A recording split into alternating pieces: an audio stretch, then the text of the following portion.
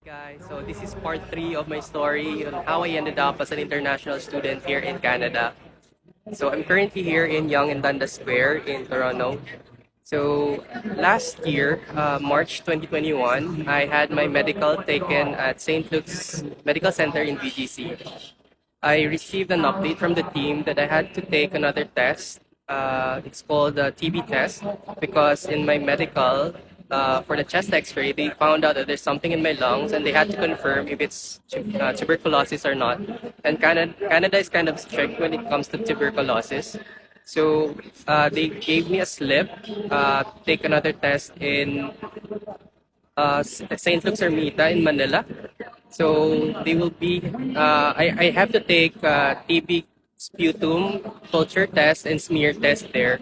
So initially the dates were March 29, 30, and 31 because it has to be 3 days straight, and I have to go there at around 5 in the morning for my sputum to be collected.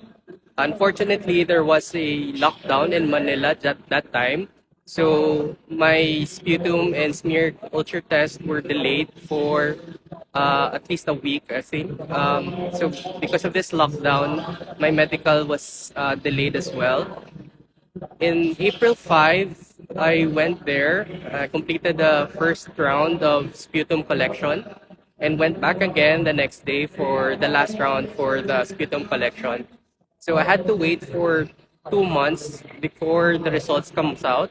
So during that time, I wasn't sure if I will be able to go to Canada or not because my orientation date was around the last week of April, and uh, my start date for my first term is around the first week of May.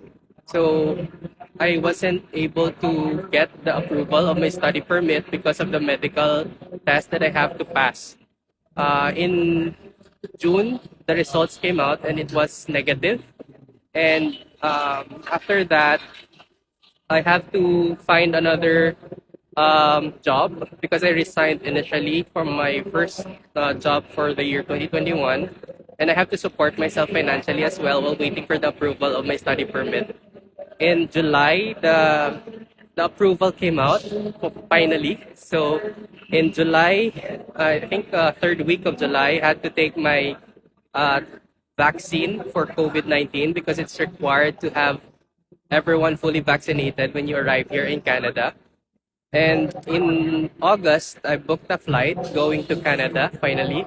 So in there, in that time, I had to take my resignation from my employer and to fly to Canada.